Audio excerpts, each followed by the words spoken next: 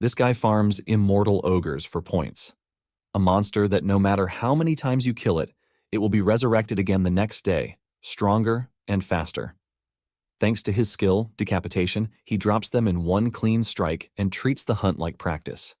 With the points he earns, he blesses a withered tree into an emperor apple tree, and those apples sell for a crazy amount of money. But he wasn't always this strong. To understand the story better, let's go back to the very start. Earth was dying and lost every vitality it had to provide, and then a certain being revealed just what Earth needed. The Absolute being advised to dispatch to another world, and with this, dispatchers, who are now regarded as heroes, left the Earth for other worlds. From the other worlds, dispatchers are able to bring back new things that are essential for humanity's survival. Our MC, Chansu, is working a trash gardening job, but he wishes that he could become a dispatcher too. After the day's work, he heads to the dispatcher reunion center, where there is a bulk load of people trying to get information on their loved ones. He manages to get past all the other people who are there to reach the receptionist. The receptionist checks his log and realizes that Chansu doesn't have enough to pay for the investigation he is requesting. He tells him to come back when he finally has the required money. Chansu begs the man to at least give him some news, but he is pushed out of the way by the next customer. Chansu has no choice but to step away, and he walks back home decisively. Apparently, when he was little, his father was a top-ranked veteran, also known as a returnee. They were always together, but when Earth's condition got worse, he was dispatched again. And since then, he hasn't seen his father again. After waiting for so long, his mother also went in search of her husband, but in the end, Chansu found himself all alone. He has grown so much that the memories he has with them have started to fade. He can't even picture their faces clearly anymore. Suddenly, a bright golden light hits the outside of his apartment, leaving a massive wave that sends him flying into the wall. He passes out cold, and when he wakes up, it's been hours. An emergency news alert popped up on his phone warning about the turbulence and flash caused by a returnee's re-entry. To make the situation worse, an S-rank returnee announces his retirement, shocking everyone. The S-rank dude talks about how he failed to protect the dispatchers who accompanied him. He also could not protect his god, and in the end, he returned alone, a failure. The dude says he can no longer dispatch because he has lost the ability and the qualification to do so. Apparently, the earthquake and the bright light were a result of his re-entry. With a broken voice, the dude announces his retirement, while asking everyone to do their best to protect Earth. This is basically bad news for everyone because Earth's population has grown below 500 million, making it hard to raise high-ranking dispatchers. Chansu cannot believe that the dude failed at his mission, and he is also retiring from it. Just then, he hears a knock on the door, and he wonders who it could be. He stands and he walks to the door, wondering why he is getting a visit because it is very unusual. He opens the door and hears a voice calling him, but he doesn't see anyone standing at the door. Just as he is about to start believing that he is going crazy, the voice directs him to look down. Chansu stares down to see a cute talking bunny holding a tablet device and staring at him. This scares Chansu so hard that he falls on his arse, but the rabbit simply continues with his business, asking him if he is Chansu. The rabbit then tells Chansu to calm his nerves because he brought wonderful news for him. The rabbit smiles, congratulating Chansu on becoming a dispatcher. Chansu is shocked to hear this, forcing him to ask the rabbit again if he knows what he is saying. The rabbit admits that Chansu is probably confused, but he assures him that it doesn't take away the fact that he has been chosen. Since Chansu is acting suspiciously, the rabbit suggests that they move to another location. As they walk through an unfamiliar hallway, the rabbit asks Chansu if he has any special skills, because most people have at least one. Chansu then replies that he is the highest in the trash league, which is why he is not even qualified to be a dispatcher. However, he is pretty good at trimming trees or flowers. The rabbit is shocked to his bones when he hears this, and Chansu is also surprised that the dude approached him without knowing that he is worthless. The rabbit then calms himself down, saying there is always a reason for everything. He assures Chansu that he might be worthless, but it doesn't change the fact that he was chosen. Chansu is completely blown away because he never expected to find himself in the dispatch center, which means a chance has finally come for him. They arrive at a very large door, and the rabbit suggests that they go inside to continue their conversation. Before the rabbit could continue with what he was saying, Chansu had reached the door. He tries opening the giant door, but for obvious reasons, the door won't budge. This is when the rabbit disgustingly asks him what he is doing with the door. The rabbit says the entrance they are going to use is to his right. Chansu doesn't want to believe his eyes when he realizes that the rabbit is pointing to a very tiny door, which is a perfect size for the rabbit, not freaking humans. The rabbit says he has never had issues using the door, and Chansu is forced to remind him that he is a freaking rabbit. Believing that the rabbit is nuts, Chansu says he has to leave, and the rabbit asks him if he is sure he is making the right decision. The rabbit reminds him that he has failed every test that he has taken, but in the end, a rare opportunity has come knocking on his door. The rabbit asks him if he thinks an opportunity like this will ever come in his lifetime again. The rabbit tries to tell Chansu that he is not trying to coerce him because he is free to leave if that is what he really wants. After hearing this, Chansu has no choice but to crawl through the small passage to follow the rabbit to his bright, tidy office. This is shocking to Chansu because he was expecting a tiny office. The rabbit then tells him that there is a world that is suited just for him. Chansu is confused by this, asking if there is a different world that fits each person. The rabbit informs him that there is a world called block-type land grabbing, and it has an event in progress. Chansu's eyes light up in shock when he sees this, and the rabbit assumes that he knows about it, but Chansu says it is his first time hearing about it. The rabbit mentions that the world is the most sought after in recent days. Apparently, the world has the unique feature of receiving the divine protection of a god. Chansu becomes more interested when he hears this because the returner also made mention of a god. The rabbit notices the change in expression, and he assures him that choosing him has no connection to the recent event. Chansu then asks the rabbit what type of god he is talking about, and the rabbit mentions that gods are assigned on a random basis, but since Chansu is his favorite person, he might as well give him the chance to choose what god he wants. The rabbit then brings out 3 cards, asking Chansu if he is ready to choose. Chansu is confused by this because he doesn't even know which of the cards is good or bad. The rabbit reminds him that this opportunity might not come again, and Chansu agrees with him. Remembering his father, Chansu is pissed that he is even hesitating in the first place. Chansu then chooses his card, and a visual representation of the god appears right in front of him, shocking him. This scares the living daylight out of him, and when he stares at the card that he chose, he realizes that it is the god of negation, with a 44% rate. The rabbit urges him not to be a coward because everything he just saw is nothing but a dramatic effect. With his heart almost out of his body, Chansu is forced to ask just what kind of god would require an effect that almost sends him to the afterlife. In addition, Chansu doesn't think the god is the right choice for him because the name alone spells trouble. Chansu gets back on his feet and nervously asks the rabbit if there is a chance that he can draw the cards again. The rabbit assures him that he can, ultimately shocking him. Chansu quickly draws the card, and just like before, he pulls the god of negation again. Chansu is pissed, and he starts assuming that the draws are a scam because there is no way he is getting the same god every single time. The rabbit then tells him that there is nothing wrong with the cards. Chansu is surprised to see the rabbit change his expression, and then he tells him that he has just one last chance to draw a card. He urges Chansu to choose properly this time around. Chansu is frustrated, and he hopes to just pick anything, which is basically not the god of negation. He draws another card, and this time a bright green light appears, and Chansu's face brightens up with hope. This time around he pulled a card, which is the goddess of abundance, but it has a less than 1% probability. He is about to lose interest when he sees a visual representation of the goddess, and boy, she is freaking hot. Even the rabbit can see the practical imagination on Chansu's face. The rabbit smiles, asking Chansu if he would like another chance. This shocks Chansu because the dude literally just told him he was giving him the last chance. Chansu then asks the rabbit what would happen if he decides on the current card, and the rabbit lets him know that he would have to depart immediately. Chansu is shocked to hear this, and the rabbit asks him if there is any reason for him to hesitate. He tells Chansu that he has a rare chance to go from being a dispatcher to becoming a returner. The rabbit starts feeding his head with sweet imaginations of how people will celebrate him for being a hero. The rabbit tells him that being a dispatcher will give him a very good life, which is 10 times better than the one he is currently living. Chansu realizes that the rabbit is actually right because his life is basically worthless in the first place. He makes his decision, and the system informs him that he has been chosen to serve the goddess of abundance. The image of the goddess is shown to him, and it is just what he imagined in his head. Chansu smiles, believing that he would be able to do anything if he were with such a goddess. Chansu then asks the rabbit where he is supposed to go. The rabbit opens a portal, saying it is time for them to go. But just then, he pushes Chansu straight for the portal.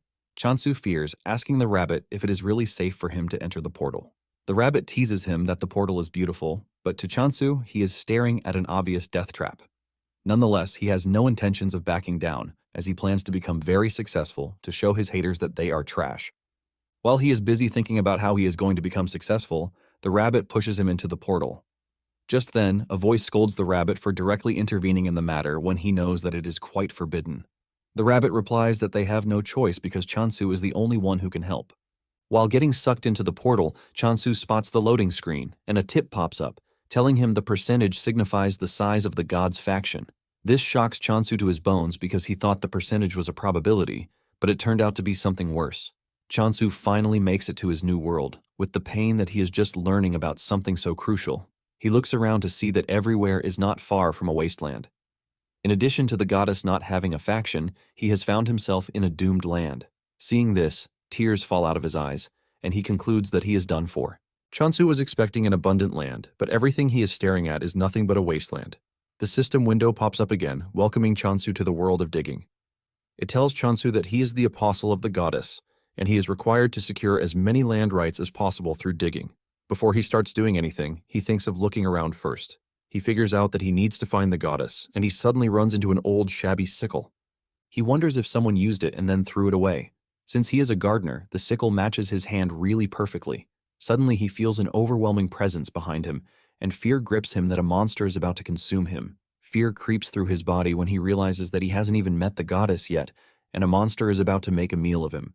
Chansu concludes that death is the last thing he wants at the moment. He decides to threaten the monster by swinging his sickle. He turns around and swings it really hard, only for him to see that there is no monster but a cute hamster staring at him. Chansu crouches to stare at the hamster, and he can clearly see that it doesn't harbor any sense of hostility toward him. Suddenly, it crosses his mind that he might get a bonus for taking out the hamster, and the hamster screams out its lungs in fear. Chansu smiles, because he has successfully messed with the hamster. He decides to let it live as long as it doesn't cause him any problems. Suddenly, the hamster turns around to leave. The hamster stops at a distance, beckoning Chansu to follow him. Chansu then runs after the hamster, which is pretty fast for its size. Chansu wonders where they are going until they reach a stream, where Chansu wastes no time fetching water into his bottle to drink. He feels very refreshed, and he asks the hamster if he knows where the goddess is staying. The hamster tries responding to him, but their communication technique differs from each other. The hamster continues moving again, and Chansu follows it, waiting to see where the hamster is leading him. Moments later, they arrive at a huge tree that has dried up like the trees on Earth. Chansu steps on a whittled ginseng, shocking him. He wonders what a ginseng is doing in such a shabby place, but the hamster suddenly grabs the ginseng away from Chansu. Chansu is confused as he believes that the ginseng is for the hamster. Just then, the notification comes on, telling Chansu that he has discovered the goddess. Chansu believes that the system is glitching because he has not seen the goddess anywhere around. Chansu is rambling about this when the hamster grabs his leg, and he assumes that the hamster is messing with him. He grabs the hamster, telling it that he is busy and not ready to play. However, the hamster's expression tells Chansu something important that he has been missing. In the most unexpected surprise, the wilted ginseng is the freaking goddess. Chansu doesn't want to believe this because the goddess he saw was pretty bountiful, and there is no way she has shriveled into an ugly ginseng root. Since he is not ready to believe his eyes, the hamster brings out a magnifying glass for him to look through, and this is when he finally accepts reality. He holds his head in pain because the land grabbing and the percentage that he saw was nothing but a foreshadowing of his future situation. Chansu remembers that the numbers were going up when he was drawing the cards, and this basically means the god's influence was growing then. Chansu cannot believe that the god of negation was actually a good card, and it was hard to believe since it was coming up pretty often. Chansu wonders if the goddess shriveled away because her influence went down completely. Chansu stares at the goddess, wondering why she is not waking up. He starts to fear that he has completely killed the goddess when he steps on her, but the hamster just stares at him like some really dumb dude. It then dawns on Chansu that he might get the goddess to wake up if he gives her some water. He pours water on her, and surprisingly, a bright green effect emerges from the ginseng's body. This tells Chansu that the water is working, and he proceeds to give her some more water. He drowns the goddess in water, ultimately restoring the goddess's sense. The goddess almost drowns in the water, and she starts wishing Chansu would stop before it is too late. The goddess finally comes to life, and Chansu celebrates his aggressive CPR skills. The hamster is also glad that its master is back to life. Just then, Chansu bows to the goddess, offering his greetings and telling her that he is her apostle. The goddess manages to sit up to look at her apostle. Chansu is totally confused about what to do until the Windows notification pops up, telling him that he can become stronger by using his skills. Chansu is surprised because he didn't know that there were skills readily available for him. He sees one of the skills, which is the goddess's blessing, and even though there is no description of what the skill does, Chansu assumes that it is for making crops beautiful. Just then, he applies it, and he realizes that the blessing is called decapitation. This shocks Chansu, since decapitation basically means cutting off a head. He doesn't want to imagine himself cutting heads around just to live an abundant life. However, he concludes that there is no way the goddess of abundance would grant him such a violent skill. Chansu turns to the goddess to ask her if he is truly meant to cut somebody's head off, and the goddess's reaction just confuses him. He then concludes that there is nothing else but to decapitate someone. Chansu starts thinking about the several things that this might entail. And then it suddenly dawns on him that the hamster might be ripe for decapitation.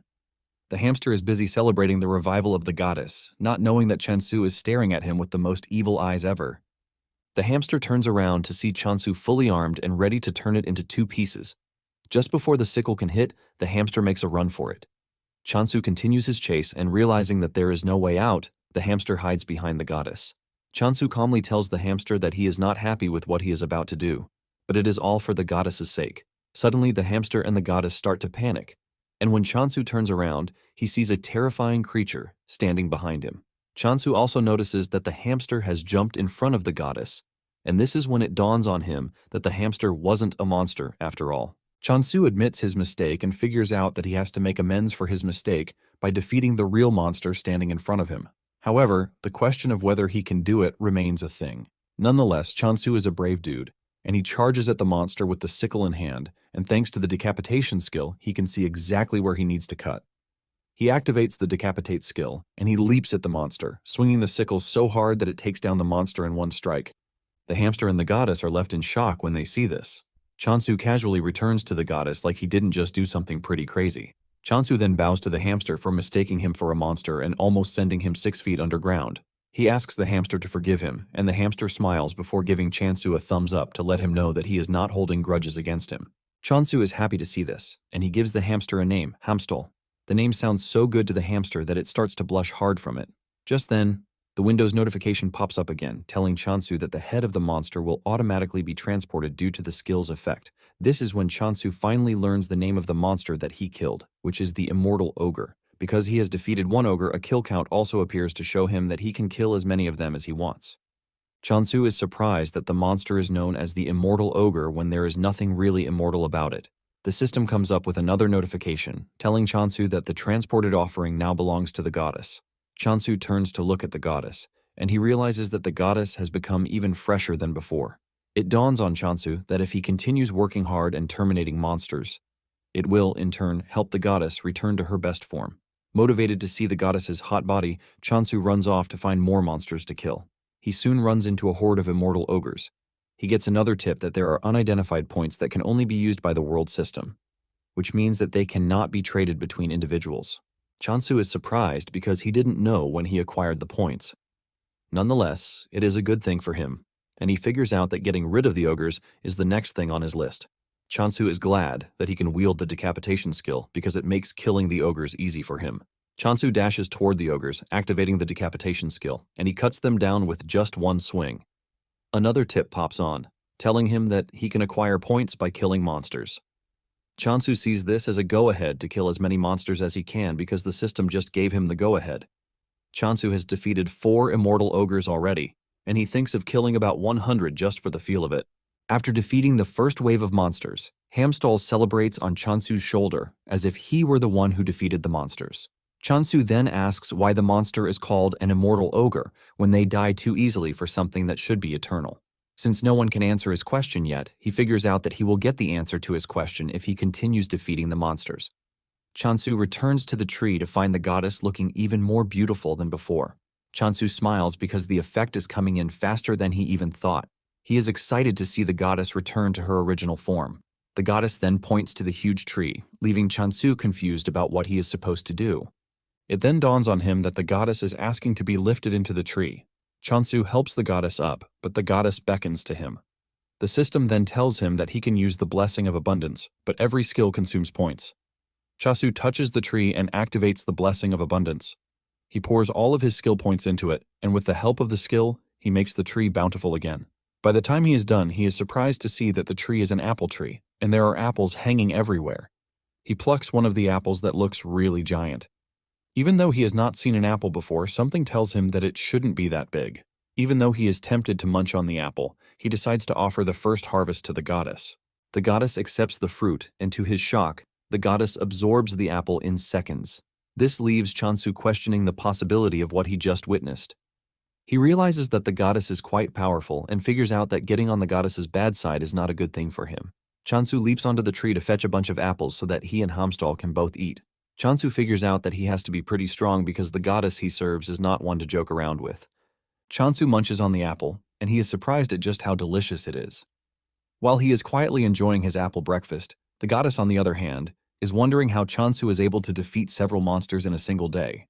In addition to this, he was able to bring such a giant tree to life in just a day. A cold feeling runs through the goddess's body as she starts to wonder where such a monstrous boy like Chansu emerged from. Taking a deep dive into Abundance's backstory, she was in charge of food, and she was a force to reckon with because of the high-quality agricultural products that she offers. However, when the god of corruption started absorbing other factions, Abundance had no choice but to run away because corruption's power was getting too massive. To survive, Abundance abandoned her trade and resorted to hunting monsters, but her forces were unfit for combat. Because of this, they could not win a single battle, and as a last resort they modified their skill to make something else. However, this didn't guarantee Abundance's survival. Basically, the decapitating skill that Chansu thinks is for cutting off monsters' heads is actually a skill to help Abundance's subordinates bring back the heads of dead animals or monsters. Because her subordinates were bad at combat, they could only do their best. Just by staring at Chansu, the goddess is crippled with fear because he is completely different from what she envisioned. She wonders why Chansu chose her, but nonetheless she comes to the conclusion that Chansu now belongs to her. Chansu is trying to get another apple fruit when the goddess clings to his leg, and this scares Chansu, who believes that the goddess is trying to absorb him. But the goddess is only trying to hug him to thank him for everything so far. Later on, the goddess falls asleep, and Chansu lays her on the altar to sleep, but a loud thunder strikes out of nowhere. Chansu fears that this will wake the goddess, but to his surprise, the goddess remains fast asleep. Just then, Chansu realizes that apples alone won't sustain him. And at that moment, the system informs him that the delivery event is now in progress. Chansu is surprised to see that something like this exists. However, to make a delivery, he has to be able to contact those back on Earth. However, he notices that Hamstel is also tired, and he lays him beside the goddess. He even covers the two with leaves to serve as a blanket. Meanwhile, at the Reincarnation Trading Company, Hasujin, the Apostle of Reincarnation, bursts into her boss's office to scold him for giving him more work, even though she is already busy as it is. It turns out that they have gotten the order to deliver apples. The order also states that there is no money involved, which means that they are going to barter apples in return for goods. Haesujin screams at her boss, asking if she did something wrong, and he decides to punish her with this trash of a job, but her boss says no. Her boss tells her that the business trip to get the apples is actually good for her because she won't have to work, and this will serve as a break for her. Her boss tells her that staying at the office means more work for her, and he urges her to use the trip to clear her head a bit. Haesujin argues with him, saying there is no one else to send on the trip, which is why he is sending her. Her boss chuckles nervously because she might be right with her deduction. Her boss urges her to get a move on because she might just discover something lucky on the trip. He waves her goodbye, hoping that something good comes out of the trip.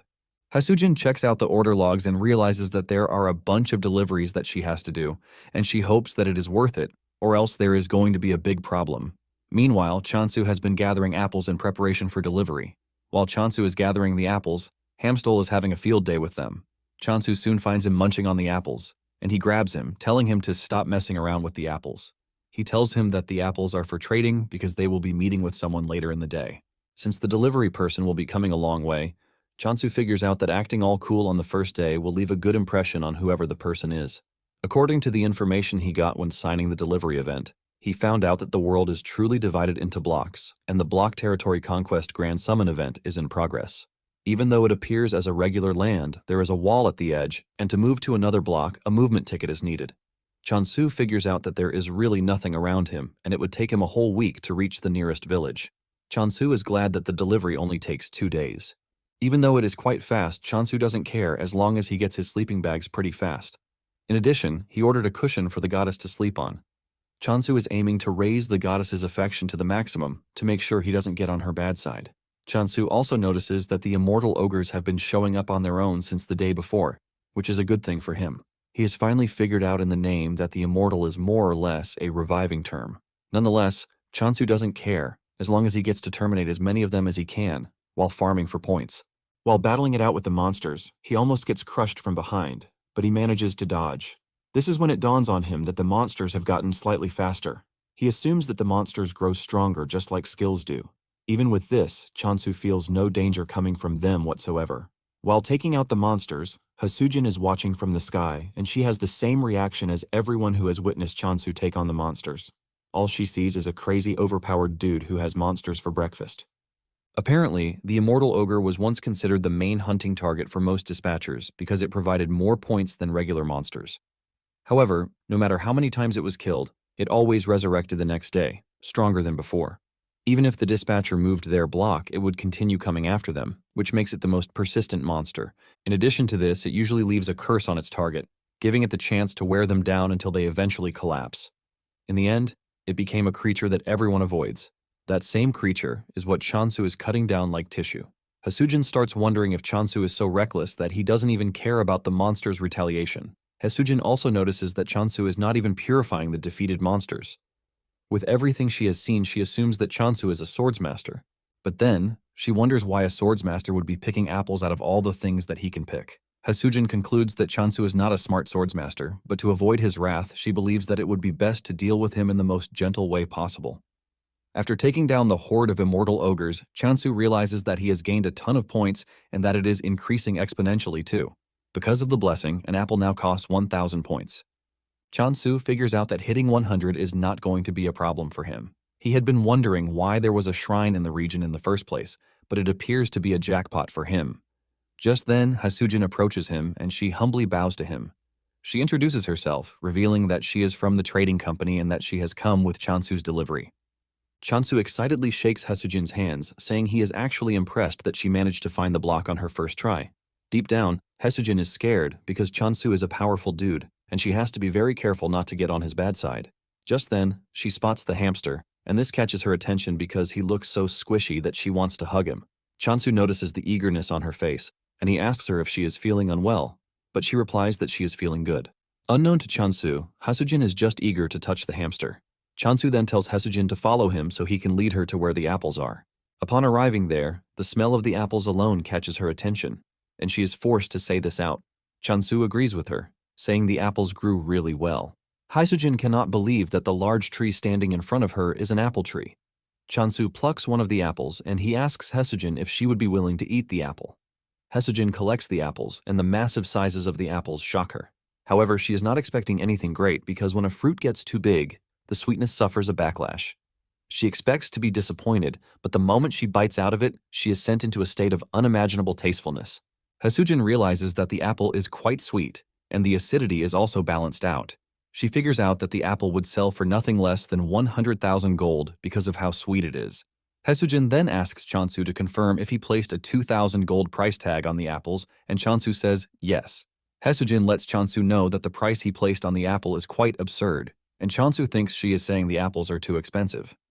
Chansu nervously asks the lady how much she would be willing to buy the apples. Hasujin shocks Chansu when she tells him that he should be getting at least 20,000 gold per apple. Chansu almost loses his mind when Hasujin reveals that it could even get over 30,000 if he supplies them to a department store. Chansu cannot believe his ears. And even though Hasujin could have defrauded him, she doesn't think it would be nice to lose a potential long-term customer. In addition, she is not ready to die just yet, because she believes that this will be her fate if Chansu ever finds out. Hasujin then tells Chansu that the apples are not just apples, but the very first type of apple that has gotten a unique flavor she has not tasted before. Hasujin confesses that the apple holds more value than any regional specialty that she knows. To avoid overstretching things, she suggests that they just put it at 20,000 gold in the meantime. She brings out a formal contract, telling Chansu that the other balance will also be settled once he signs the contract. Chansu collects the pen and he looks through the contract to see what it entails.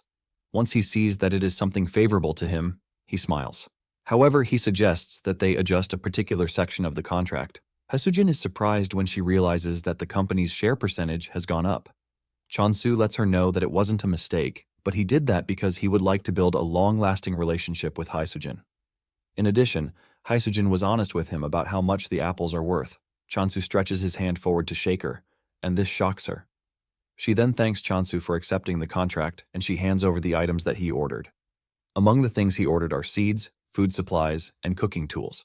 In addition, there is a familiar egg, which is a commemorative gift from the trading company. Hasujin assures him that it will help him with his farming. She hands over the eggs to Chansu and says he might not even need them because he is already raising one. Chansu is surprised because he can't see the said familiar that he is raising. Hasujin then points to Hamstall, believing that Hamstall is Chansu's familiar. Hasujin then tells him that the more points he pours into the egg, the stronger it is going to be when the familiar hatches. However, she urges him to be careful because if he overdoes it, the egg will crack. leading to an automatic failure. She adds that Chansu should stop once the egg starts to tremble. After the instructions, Chansu tells Haesujin that he might just have to try it to get the perfect feel for it. Haesujin asks about the expected harvest and schedule for the apples, and Chansu says one day should be enough. This shocks Haesujin because they are going to be getting daily supplies of apples. After their brief, long, boring conversation, they work out the schedule, the numbers, and the visit dates.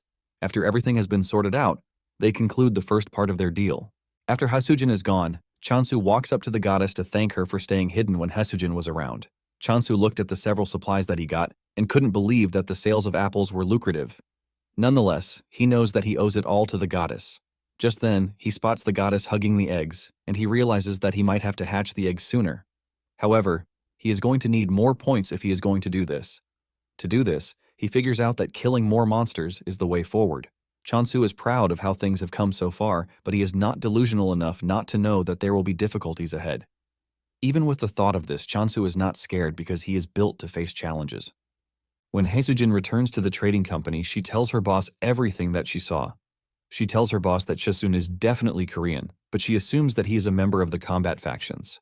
Her boss is surprised that a combat-oriented person is able to raise such a good bulk of apples. Haesujin reveals that Chansu took down undead monsters with just a rusty sickle, and he only targeted their heads. Haesujin's boss believes that the dude might be aiming to become a swordsmaster by putting himself in a tough situation, just like a dude Rohan did. Haesujin's boss then says it would be advisable for them to keep Chansu hidden rather than assign guards to his position, and Haesujin agrees with this. While saying this, the dude doesn't stop munching on the sliced apples in front of him until Haesujin grabs his hand, reminding him that they are supposed to eat them together. Back in the world of abundance, Chansu is already pouring points into the eggs to try and hatch them. He wonders if he is going to get a cute or strong monster from the eggs. Just then, the egg cracks, leaving a bright light, and Chansu believes that an SS rank familiar is going to step out of the egg. Chansu's entire smile fades away when he sees a chick popping out of the egg. He cannot believe that all the hype was just for a big chicken when he was hoping to get a worker. He starts wondering what to do with the chick, and the first thing his mind goes to is to raise the chick to eat it. However, he is hesitant because he cannot just cook and eat a chick that he poured 120,000 points into. Because he is trying not to get too attached, he decides to give it the name Ari. Just when he is trying to get familiar with the Ari, the other egg starts to hatch too. Just like before, Chansu is hyped, as he believes that this will come out to be a worker. However, his face crashes in disappointment when a pig emerges from the egg, and Chansu wastes no time giving the pig the name Doji. Chansu is extremely disappointed, leaving him to wonder why he is getting only ingredients. He was told that he was going to get a familiar, but at this point, he thinks he has been scammed. Just then, Ari and Doji walk up to the goddess to greet her, and the goddess urges the two to forgive her for failing to protect them to the very end. The two also apologize for not being able to serve their goddess the way they should have served her. The goddess appreciates their honesty, but tells them that there is something they need to be careful of, and this is her apostle. She tells the two that Chansu doesn't know that they are her retainers, and he might just sell them off if they prove to be useless to him. To make it worse, he might even eat them, and the two can feel the scary aura coming from Chansu, which makes the goddess's claim valid. The goddess urges the two to be on their best behavior until Chansu is able to obtain the communication skill. The two agree with the goddess, saying it would be better for them to just observe as it is. The next morning, Chansu heads out as usual, and his main targets are the undead monsters. Doji and Ari wake up early in the morning to hear commotion everywhere. The sleep disappears from their eyes when they see Chansu running about, cutting down undead monsters. This is when it finally dawns on the two that Chansu is pretty dangerous, and the goddess was not joking when she told them to be on their best behavior. Ari tells Doji that Chansu was staring at them in the weirdest way, and Doji panics when he remembers this. Just as he finishes taking out the undead monsters, Ari and Doji appear with a towel on their head. They praise Chansu for the hard work and tell him to clean up with the towel. The two have seen Chansu in action, and they have finally understood what the goddess told them about being useful. Chansu thanks the two for being thoughtful, and after cleaning up, he offers them an apple. Doji rushes toward the plate while Ari is trying to act like he is not a glutton. Chansu is happy to feed the two because he once heard that grape-fed pork always tastes better. Ari tries to stop Doji from eating so he won't grow into Chansu's desired flavor. However, Ari also gets drawn in by the flavor of the apple because of the amount of points that Chansu poured into it. Nonetheless, he manages to control himself. Chansu then offers him grains and he jumps on the grains without wasting time. To him, he is making the right decision because he is never going to grow into fried chicken like Doji. After this, Chansu moves over to farming. He has Doji dig the ground, while Ari plants the black bean seeds. Chansu then covers the ground and gives the seeds water before adding the blessing of abundance. In no time, Chansu has a farm with healthy plants covering it. Chansu holds one of the seeds in his hands, and the moment Ari spots the seed, he locks in on it. He rushes toward Chansu, but he hides the seed, telling him that the first harvest must be given to the goddess. Chansu gives the goddess the seed as usual, and she absorbs it in the most weird way, just like she always does. Chansu then tells Ari and Doji that it is time they eat because they are going to plant potatoes later. Unlike before, Ari consumes as much food as Doji. The two end up looking like inflated balloons, and Ari believes that he is done for because he couldn't hold back his hunger. On the other hand, Chansu is just happy that the two are eating well, and this serves as a motivation for him to plant more crops that they are going to enjoy. Just then, his mind crosses the apples, and he hopes that they are selling well on the market. At the store, Hasujin's boss notices that the apples are the only items left for sale. A lot of people have gathered, but none of them are ready to buy, which is expected. He had even decorated the apple and packaged it well to make it more pleasing, but people don't think a single apple is worth 200,000 gold. He is left scratching his head in frustration because he has no idea how to convince people that the apple is actually delicious. He is pretty sure that everyone will change their minds after just a bite, but the problem is getting them to have a bite. Suddenly, he hears someone purchasing the apples. He rushes to the attendant to ask him what just happened, and the attendant reveals that all of the apples are sold out. He doesn't want to believe this, since there was still a bulk load of it some minutes ago. The attendant reveals that someone tasted one and then bought everything. The signature on the payment slip says Rohan, and this is when it dawns on the manager that the person who just patronized them and bought out the apples is none other than Rohan, the pioneer of the handicap training method. Rohan is also known as the unrivaled swordsmaster, which makes him a big deal, and the manager admits that they have struck gold. This ends up making the news big time, and everyone believes that the apples are what Rohan ate to become a swordsmaster. Haesujin's boss, Ryuwoo, starts getting calls from everywhere. Everyone wants a box or 100 boxes of the miracle apple. A week after Chansu arrived in the abundance world, he admits that he has been living life greatly. He has potatoes with him, and he is ready to cook.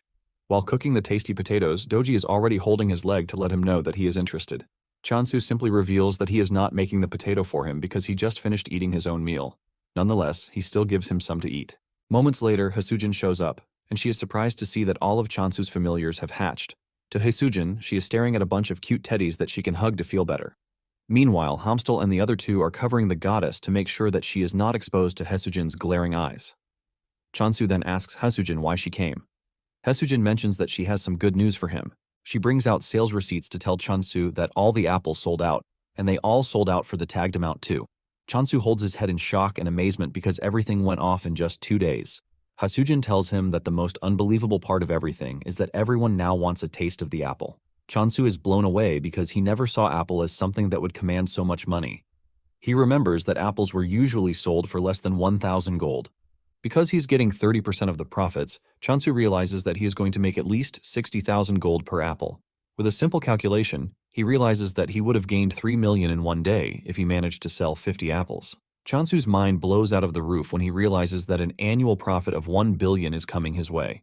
Chansu is glad that he is on the right trajectory, and he believes that with this, he might be able to find a clue about his parents.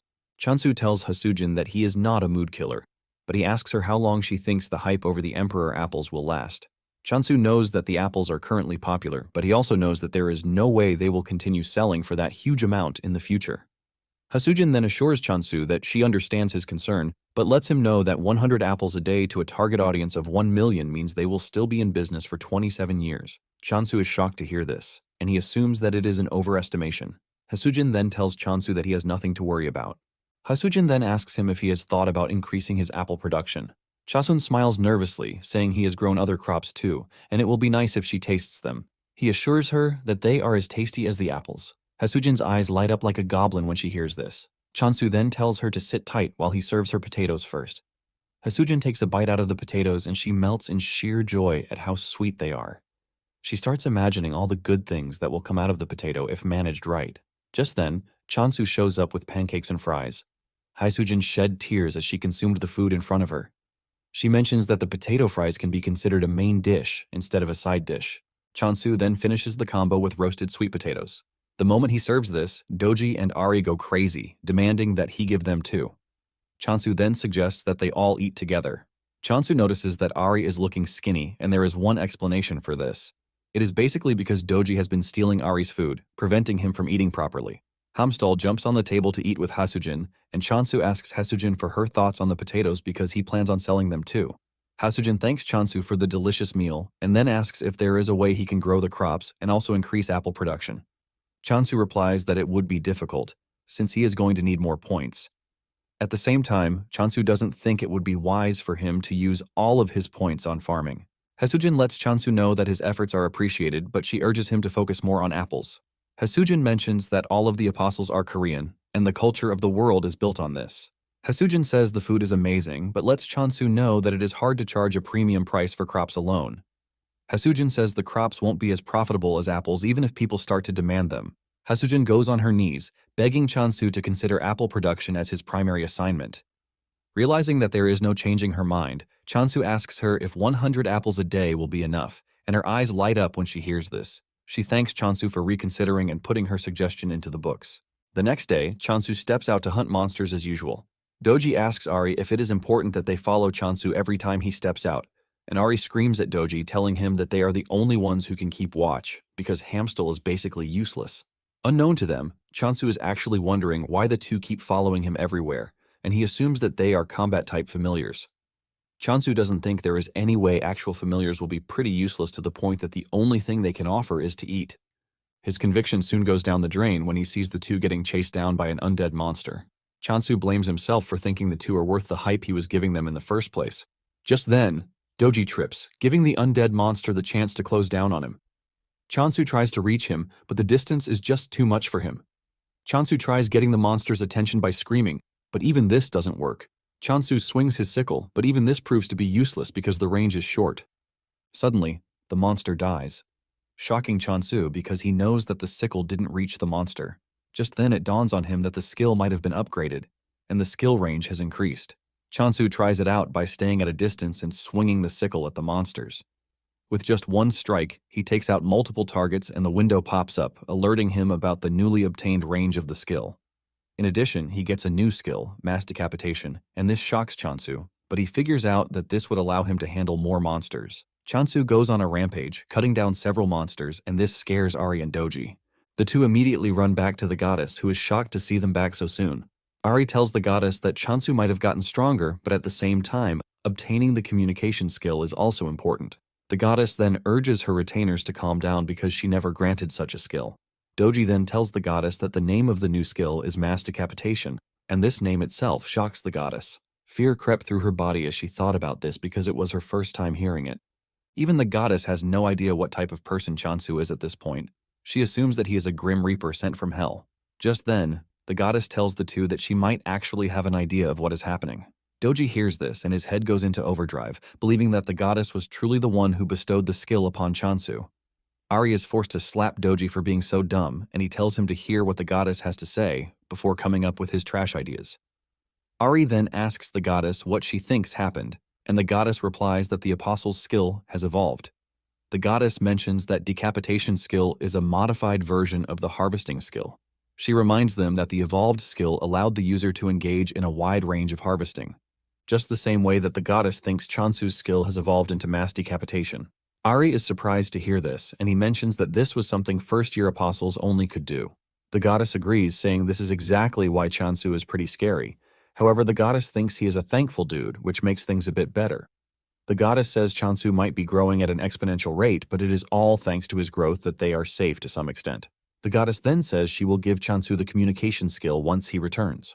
Moments later, Chansu returns, and the goddess excitedly gives Chansu the chance to pick between two new skills, since it is against the rules to define an apostle's path. Chansu stares at the status screen to see that he has two skills that he can choose from, which are the promise of abundance and communication.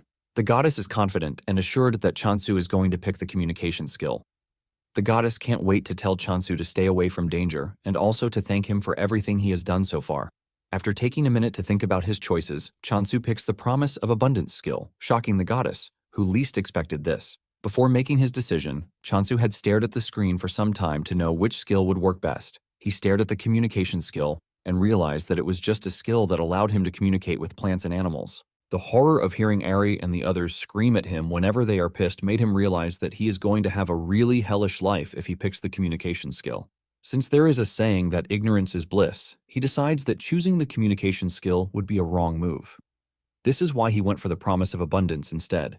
And the moment he picked the promise of abundance skill, he realized that everyone is pretty gloomy. He now has 2 skills on the board, but just like before, there is no description for the skill. Chansu then picks out an apple with the intention of giving it to the goddess as a first offering. But to his surprise, the goddess turns her back to him, and she starts to cry. On the status screen, Chansu learns that depending on how he uses his skill, the points will return accordingly. Chansu wonders why the goddess is rejecting the apple that he gave her. In an attempt to cheer everyone up, he pinches Hamstel's cheek, and this cheers the hamster up a bit. He also rubs Doji's belly to tickle him, but to his surprise, the points are not coming back. Just when he is thinking of what might be wrong, Haisujin shows up in a hurry, telling him that he has to claim the block and defend it. This shocks Chansu, forcing him to ask if someone is planning to attack them. Haisujin says there is the possibility of this because the Emperor Apple has gained much popularity. Due to this, they are forced to limit the purchase of the apple to 1 per person, and even with this, over 5,000 people have made reservations already. The numbers shock Chansu, and Haisujin adds that the people who reserved say they don't even care when the apple arrives, as long as they get it at some point. It is natural that, because of how popular the apple is, there will be raiders who will start targeting the apples and the block. To make things worse, Chansu's block is outside the authority zone, which means there is no protection against crimes. Haisujin wishes that they had some kind of backing because it would have completely changed the game. Chansu thinks deeply about this and realizes that the only backing he has is the goddess.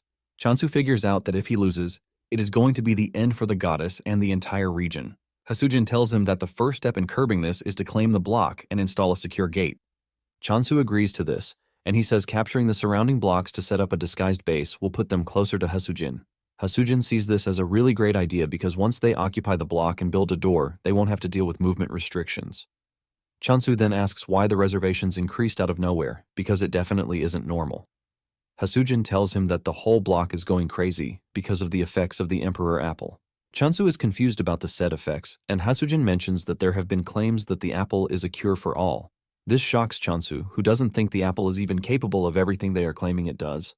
Even Haisujin believes everything, but Chansu doesn't think much about it because it is just an apple.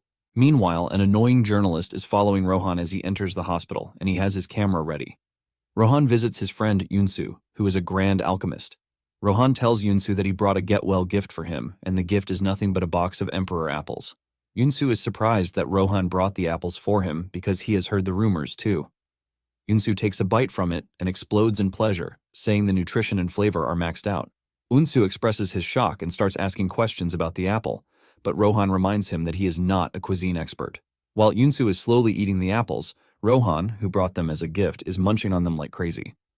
Unsu stares at the apple and says there is no way to get this level of perfection out of an apple, even if fertilizer is used. Unsu screams out in horror when he realizes that his friend is eating the apple alongside him, and Rohan urges him to eat fast instead. Yunsu proudly tells Rohan that he doesn't care because he can easily call the Sunhwan department store and just order his own box of apples. Yunsu's hope is ultimately shattered when he learns that he might be an important person, but this doesn't mean much because the store is already overloaded with reservations. Yunsu tries to get them to sell to him by offering triple the price, but even this doesn't work. While the two are having fun, the reporter is busy taking pictures of them. In no time, an article is released stating that it was the Emperor Apple that helped Yunsu get out of the hospital. Ryu bursts out in anger when he sees this because they are already battling countless rumors, and the article is basically adding fuel to the fire. Ryu cannot believe that everyone thinks the apple is a miracle cure. Back in abundance, Chansu tells the goddess that he needs to step out for a bit to take over the surrounding blocks. Chansu tells Doji and Ari that they will be in charge of protecting the goddess. The goddess is shocked that Chansu is stepping out to claim territories, and she assumes that it is because he just got a new skill, which is not even a combat skill. The goddess grabs his leg to prevent him from leaving because it is dangerous. Since Chansu can't understand the goddess, he assumes that the goddess is holding on to him because she now needs protein. Chansu smiles, asking if beef will be fine with them. Chansu excitedly heads into the storage room to get the frozen beef that he ordered earlier. Chansu is excited because it is basically the first real meat that he has gotten his hands on. Back on Earth, he only feasted on lab-grown meat.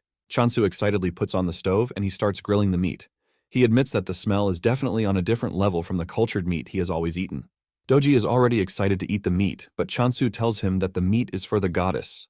Even Ari is disappointed because Doji just ate, and he is already eager to jump on grilled meat. All while he is preparing the meat, The goddess looks absolutely mad, and Chansu believes that she is just hungry. Moments later, he finishes the meat and hands it over to the goddess, but to his surprise, the goddess trashes the delicious-looking meat. This shocks Chansu, who thinks the meat is spoiled, which is why the goddess threw it on the ground. Chansu takes out a part of it to try it to see if it is good, and he concludes that it is sweet. However, he believes that something is missing because it doesn't have the shock value of when he first had the apple. He assumes that this is the reason the goddess didn't eat either. Unknown to him, the goddess is crying so that he wouldn't go. But sadly, he can't hear her since he foolishly ignored the communication skill. On the other hand, Ari and Doji are celebrating because Chansu tells them that he is going to bring delicious meat for them when he comes back. That night, Chansu steps out just as planned. And while Ari and Doji are sleeping like logs of wood, the goddess stays awake, totally worried. Chansu arrives at the edge of the block, and the system asks him if he wants to move to the next block. Chansu then accepts the option, and he finds himself in the next block, but everywhere is pitch black. He uses the lantern to gain some visibility, and he realizes that he is in a jungle, which is completely different from where he was before. Suddenly, a swarm of flying monsters dashes toward his location, and because they are too small, Chansu makes a run for it. They are so small that he can't even target their necks, and he figures out that running back to where he came from is his best option. Suddenly, the undead monsters cross over from the other block. Chansu is shocked to see them, but before he can make a violent move, he realizes that the monsters are on his side. Since he can't hear them, he doesn't know that the undead monsters are ready to protect him from other monsters because they believe that they are the only ones who have the right to kill Chansu.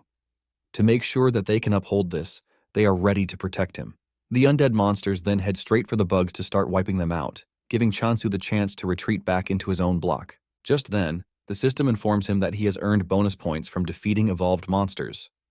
This shocks Chansu because he is basically earning points from the monsters that the immortal monsters defeated. Chansu smiles evilly because he has somewhat hit a goldmine of points. He realizes that this changes everything because he is gaining points, and his customers are also increasing. The undead monsters that he was once running from are now bonuses to him. Back at the department store, Haesujin complains about the number of calls and orders that they have gotten. Ryuhu confesses that they have been allowing the rumors to fly for so long, but he doesn't think they can allow it to spiral any further. To curb the entire problem, he tells Haesujin that any mention of the Emperor Apple is strictly forbidden. He says there will be no more response to inquiries or interviews. He suggests that they greet all questions with silence and indifference. Haesujin thinks this might not be feasible because it is going to be total chaos. Ryuhu argues, saying they can't let out a word again even if they are threatened. Just as he mentions this, a sword appears on his neck, making his joke turn into reality. A voice appears from behind, apologizing for startling them. Ryuhu turns around to see that the person who held a sword to his neck is the swordsmaster, Rohan. Ryuhu is crippled with fear, and he asks Rohan why he has come to the office. Rohan says he has talked to Ryuhu's boss already, but he didn't give him the answer that he wanted. However, he hopes that Ryuhu will be more cooperative. Rohan then drops the big question, asking Ryuhu who is responsible for growing the Emperor Apple. In addition to this, he wants to know where the said person is. Ryuhu immediately runs behind Haesujin, telling her to explain things to the scary Rohan. Haesujin is shocked that Ryuhu is hiding behind her when he is the senior and should be the one explaining things. Ryuhu frantically tells Haesujin that he never thought Rohan would bring a real sword to a civilized talk. Haesujin is ultimately disappointed, and she finally understands the saying that bosses are trash. Even though she is scared, Haesujin stands her ground, telling Rohan that the company doesn't joke with their clients' information. The moment Rohan hears this, he pulls out his sword and the two almost faint from fear. Surprisingly, Rohan drops the sword on the floor instead of ripping them apart with it. Rohan then tells the two that he doesn't need them because he is just going to find the farmer by instinct. After saying this, he turns around to leave, shocking Ryuhu and Haesujin. Haesujin has no idea what is happening, and he asks Ryuhu what the dude meant by instinct. Ryuhu reveals that swordmasters usually have instincts that are far better than those of a regular person. He tells Haesujin that he once heard that Rohan solved many problems in the past using his instinct only. Haesujin is blown away by this, leaving her to wonder if what Rohan just said is possible. 2 days later, Chansu was waiting for the arrival of Rohan because Haesujin had already gave him the heads up. He wonders why Rohan has not shown up at his doorstep even after 2 days. Suddenly, he gets the notification that someone has entered the block. Without a doubt, he figures out that it has to be Rohan. He stands by the door, waiting for him to enter any minute, but to his surprise, no one enters. He assumes that there is a glitch in the system since all visitors are expected to enter through the gate. He checks through the system again, and he figures out that it is not a glitch. He decides to check out the surroundings just in case, and suddenly he is hit with a big surprise. Chansu watches as Rohan tears down a section of the barrier with nothing but his sword. Just the sight of Rohan sends chills down his spine, and Rohan walks up to him, asking him if he is the apple cultivator. Chansu tries to hide his nervousness by welcoming Rohan the best way he can. Rohan goes straight to the point, telling Chansu that he is there to buy apples. Chansu is shocked by the sudden request, and he asks him how many apples he plans to buy. Rohan says he would like 100 apples, but if he can get 200, he doesn't mind. This shocks Chansu and he screams out, telling Rohan that what he just requested is practically impossible. Chansu mentions that the limit to apples that he can sell is 50. Without arguing, Rohan says he is fine with 50 apples. Chansu then asks him what price he is willing to offer for the apples, and Rohan says 200,000 gold each. This shocks Chansu, who tells Rohan that they don't offer packaging like the stores, but Rohan doesn't mind one bit. Chansu also asks him if he is aware that he just mentioned the department store pricing, and Rohan assures him that he is aware. The amount of money Rohan is offering is so crazy that Chansu is already thinking of selling more for him. Chansu then takes Rohan to the apple tree, and Rohan is already salivating from the delicious apple he is about to eat. Chansu walks up to the tree, and he activates the Blessing of Abundance skill. Without delay, several apples pop out on the tree, and Chansu whips out his sickle, telling Rohan to give him a moment while he harvests the apples. However, Rohan tells him that there is no need for this. He brings out his sword, and in seconds he cuts down all the apples, leaving Chansu in a state of horror. He doesn't want to believe his eyes, and he just assumes that what just happened is nothing but a bug. After concluding the deal, Rohan sends Chansu the agreed-upon money, and he assures him that he will be visiting again next time. Just as Rohan is about to leave, Chansu stops him. Chansu figures out that Rohan might be a big help to him concerning the new block. Chansu then asks Rohan if he is interested in other crops because he just grew them, and he is pretty sure that Rohan is going to love it. With a straight face, Rohan asks him what kind of crops he is talking about, and Chansu says potatoes. He has not even finished saying this when Rohan says he is not interested. Chansu pushes further, saying he has sweet potatoes and beans, but Rohan's answer remains the same. After denying all of his requests, Rohan says he is going to leave. Realizing that Rohan is integral to his plan, Chansu makes a desperate move to tell Rohan that he is going to give him more apples than what they agreed upon. Chansu can sense that Rohan is not a bad person, even if he appears to be strange and wild. Chansu then tells Rohan that he needs to take over another block if he is going to continue with the steady supply of apples. To do this, he tells Rohan that he is going to need his help, and in return, he will pay him with apples. Chansu is wondering if his plan will work when Rohan walks up to him, telling him that he has agreed to the offer. Without wasting time, Rohan heads to the new block, with Chansu running after him just to keep up. Chansu is surprised that Rohan is heading to the block immediately, and he starts wondering just how strong the dude can be. Chansu notices that the ground is wet with a strange liquid, which is very different from his own block. Chansu is staring at his dirty shoes when a monster appears behind him. Before the monster can make a meal of him, Rohan drags him off, telling him to stay behind him because hanging around is dangerous. Chansu cannot believe that Rohan is using the word dangerous when he is the one who is the dangerous one. Chansu is surprised that he almost got eaten by a monster disguised as a plant. Chansu then tells Rohan that he doesn't need to do too much, since he will be the one managing the block in the end. Chansu wants to get rid of the monsters by himself. He activates decapitation and he starts cutting down the monsters like they are nothing. After he is done, he activates the Blessing of Abundance. Meanwhile, Hasujin has entered the block, and she is moving around when she hears Chansu call her name. She looks down to check on Chansu with a bright smile on his face, but the smile disappears when he sees Rohan with Chansu, working on a plant. Hasujin rushes down to ask Chansu what is happening, and Chansu says that since he is planning on taking on the surrounding blocks, he decided to plant his foot in the area. Hasujin screams at him that she doesn't care about what he is doing, but she is more interested in why Rohan is with him. Chansu then explains his current predicament to her. Apparently, when they first arrived on the land, Rohan tells Chansu that he would like to taste the apples grown on the new land. Chansu nervously tells Rohan that there is no land there because it is all filled with puddles. The moment Rohan hears this, he whips out his sword and swings it really hard to clear a large portion of the land. He clears the grass, turning it into a space where Chansu can plant seeds. Chansu is gripped with shock when he sees this, and he wastes no time planting the seed. He then casts the Blessing of Abundance on it, and this is what they were doing when Hasujin showed up. The seed that Chansu just planted has grown into a big apple tree with bright leaves. Hasujin is surprised, but she mentions that the apple smells really weird, and Chansu agrees with her. He says this is because of the environment. Apparently, the apples have double the aroma and flavor, and depending on the point of infusion, the taste changes. Chansu then confesses that he is still experimenting with it. Chansu plucks one of the apples and hands it over to Hasujin, asking her if she is willing to have a taste, but the girl refuses, saying she will pass. Haesujin then spots the plant monsters on the ground, and she calls them ostrich tails. Chansu is surprised because this is the first time he will hear of it. Basically, the monster takes a liking to an ostrich's habits, and it is said to be active only at night, which makes it extremely hard to catch. Haesujin checks out the monster, and she confesses that the conditions look really great. He takes some of its blood into a test tube and then asks Chansu if he was the one who hunted the ostrich tails. Chansu replies that it was all him, assuring Haesujin that Rohan wasn't involved. Chansu asks Haesujin if there is a problem with this, and Haesujin suddenly grabs him, asking him if he is willing to sell them. Apparently, the ostrich tails are said to sell for a high price. Scared of the zombie-like lady, Chansu agrees that he is going to sell them. Haesujin raises her hand in the sky, celebrating like she just won the lottery. Haesujin stares at Chansu like he is the most handsome man on the planet. Haesujin can't wrap her head around the fact that Chansu is skilled in both farming and combat. In addition to this, he even has a swordmaster by his side. Haesujin cannot hide the fact that meeting Chansu is a blessing to her. Haesujin is dreaming about several products that she might still get the opportunity to sell when Chansu calls her name. Haesujin is pissed that he ruined her imagination, and she asks him if he wants anything from her. Chansu reminds her that he ordered some things, and Haesujin looks into the bag to start bringing out all the things that Chansu ordered, like pest control plant seeds. There is also a building construction kit with her. In no time, Chansu builds a portable home for adventurers, and he also plants the pest-repelling seeds in the area.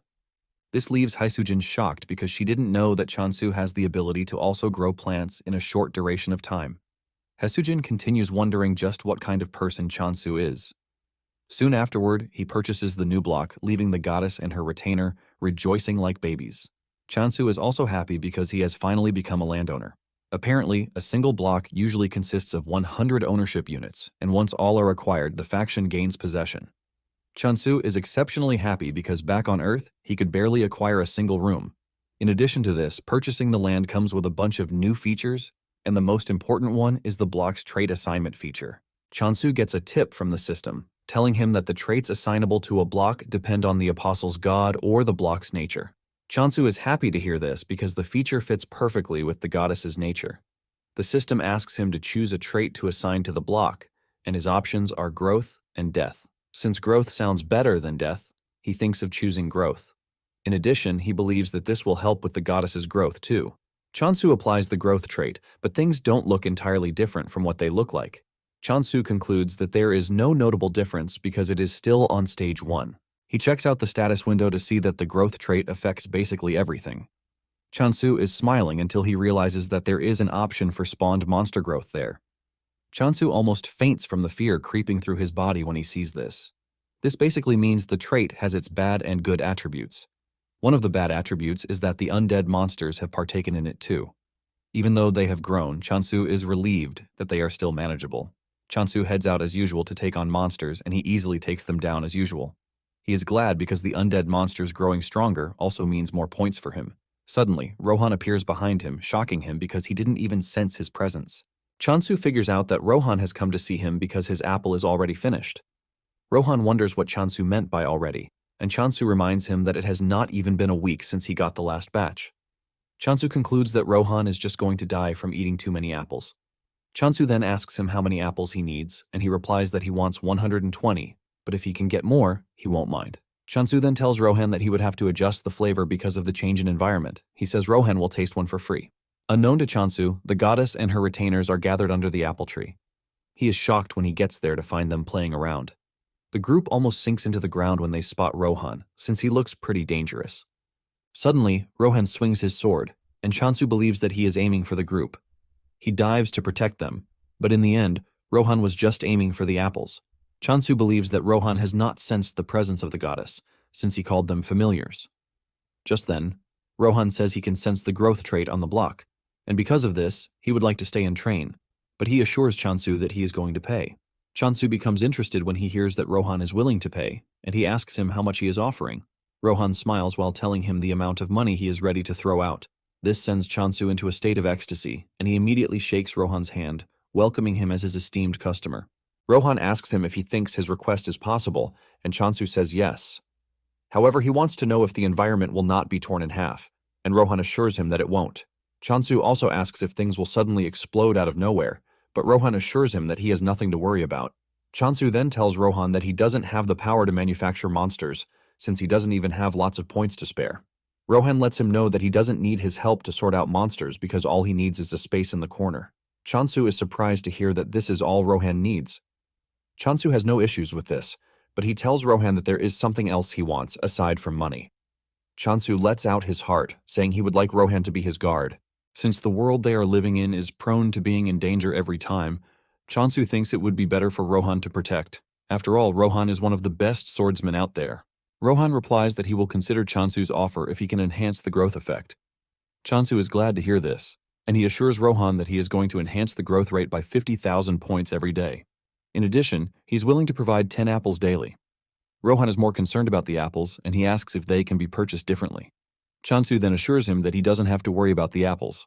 Meanwhile, Doji and the others are shaking in fear because it seems Rohan will now be staying with them. On the other hand, Chansu thinks the familiars will be happy because they have a swordsmaster protecting them. Chansu turns around to see a different reaction from the group. Rohan also sees this, but Chansu lies, saying the group is only shy because he is new. Chansu tries to get them to become familiar with Rohan, but the group runs away instead.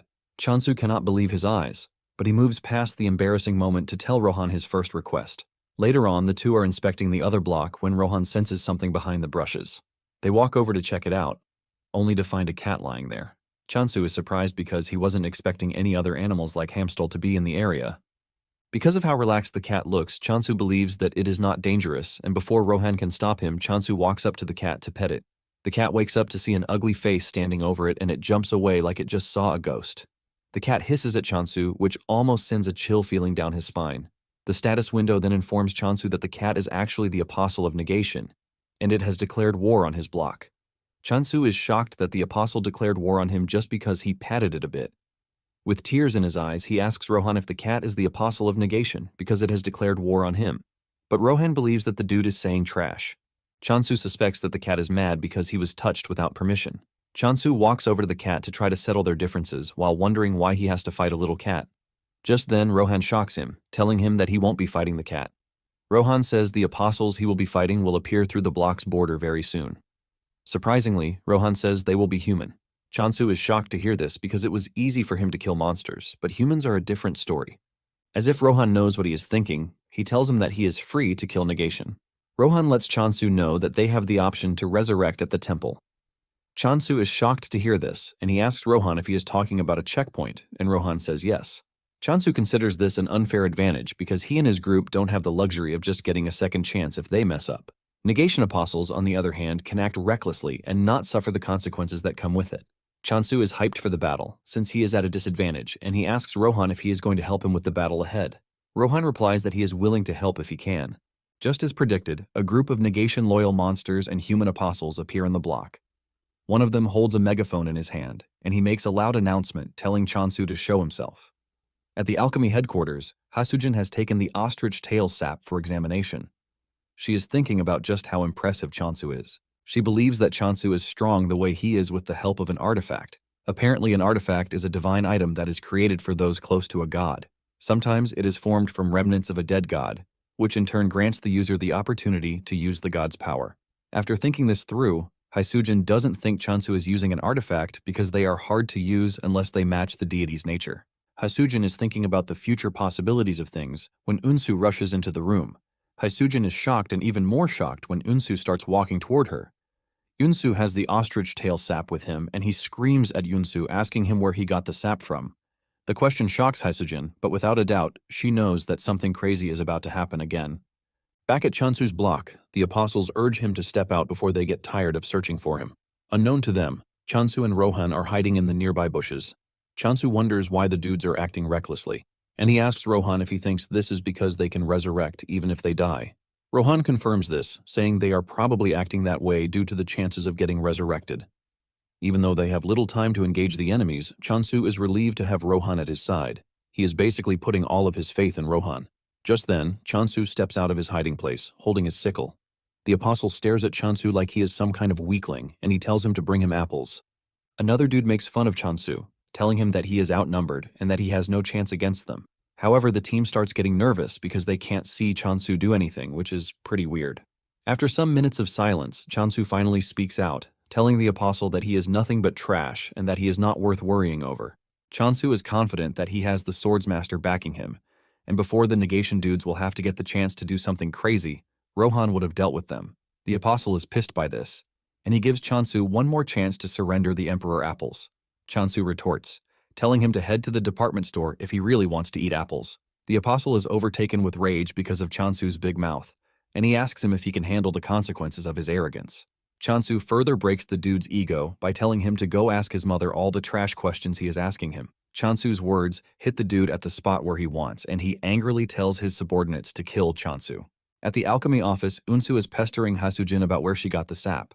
Hasujin feels like telling him, but she mentions that customers' information is confidential. Unsu then tells her that he only asked because of the labor fee. Unsu comes clean, saying the ostrich tail sap that Hasujin brought has a higher purity percentage than the regular ones, which is always hard to maintain their purity level. Unsu brings out a contract sheet and hands it over to Hasujin, asking her if she can continue supplying them with the sap. Hasujin replies that she might have to ask the cultivator first, and Unsu suggests that they sign a provisional contract. Unsu is happy to hear this, and he lets Hasujin know that whoever is responsible for the sap will always be welcome to the alchemy department. Back to the standoff between Chansu and the negation apostles, the lead apostle notices that Chansu is pretty calm for someone who is outnumbered. He wonders why Chansu is so confident, and on the other hand, Chansu is thinking of how he is going to take down the skeletons approaching him.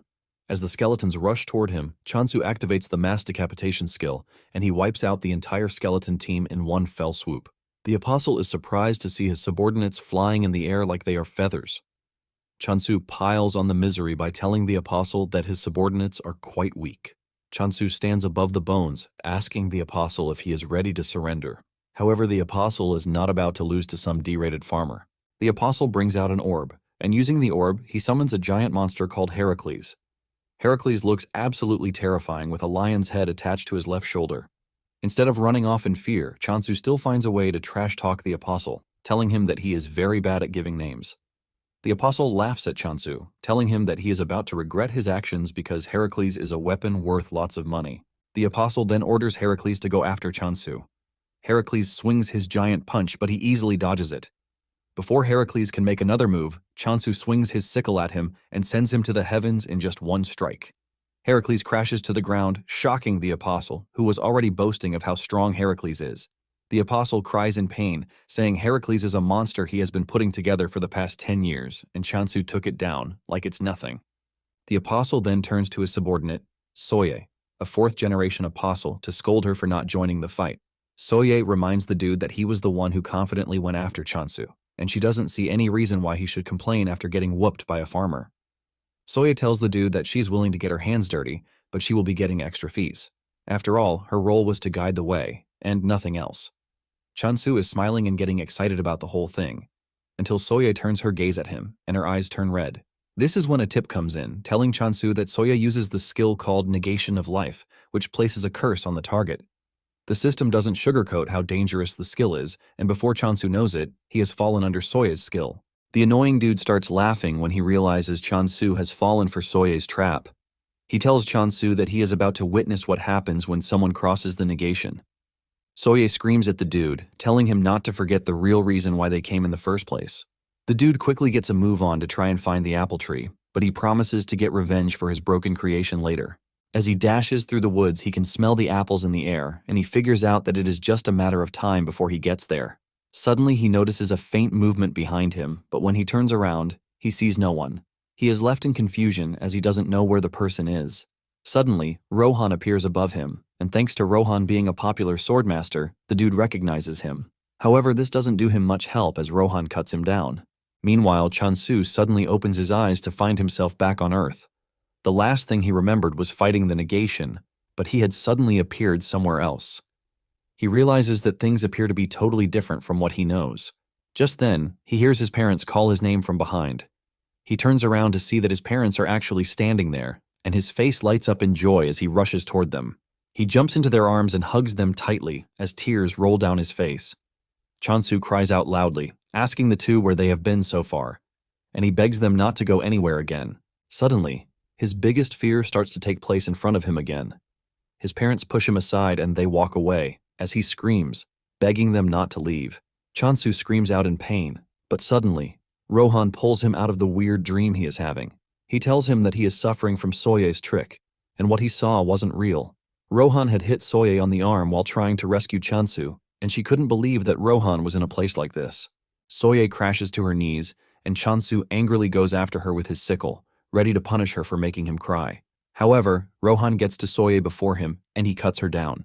Soye gets buried by the swampy water, and Rohan apologizes for butting in unnecessarily. However, Chansu is not pissed about this, but he is even thankful. Chansu then suggests that they go back to base while they come back to clean up the mess. Rohan asks him what his future plan is, and he reveals that his plan is to become the world's strongest force. However, the first thing that they are going to do is to take over every surrounding block. He asks Rohan if he can keep helping with this, and Rohan assures him that he has no reason to deny as long as he pays him with apples. Chansu then assures Rohan that he is going to pay him with as many apples as he wants. As they walk back to base, they run into the black cat again, and Chansu asks Rohan about the deal with the cat. Rohan casually tells him that the cat is one of the 7 calamities, a territorial predator. This shocks Chansu because he thought the cat was a usual friendly cat, and he realizes that he might have gotten himself killed without knowing. On the other hand, the negation soldier has found himself locked up in a cell for losing the battle against Chansu. The system tells him that a surcharge penalty has been applied due to the extreme difference between his faction and Chansu's low-level faction. He is required to pay 1 million gold coins as punishment, and this shocks the dude because he doesn't think the power difference is fair. He refuses to pay the money, claiming that there was a swordmaster supporting Chansu. The system then recognizes the dude's refusal to pay as an inability to repay the required debt and would be transferred to negation. The dude sees this, and he freaks out, urging the system to come back because he is now ready to pay. Just then, he is dragged out of his cell by the undead monsters, and to make his situation worse, a scary negation apostle, Manhwa, shows up. She tells the dude to carefully explain what happened if he doesn't want to suffer a fate worse than death. The dude tells Manhwa that he found the cultivation site for the Emperor's apple. Manhwa believes that the dude is lying to save his own skin, but he swears it, saying Rohan was the one who disrupted his plans. Manhwa still doesn't want to believe this because she is well aware that the reparations wouldn't have been set too high if Rohan had fought alongside Chansu. The dude continues telling Manhwa that he is telling the truth. He mentions that Soye was defeated too, and this comes as a surprise to Manhwa.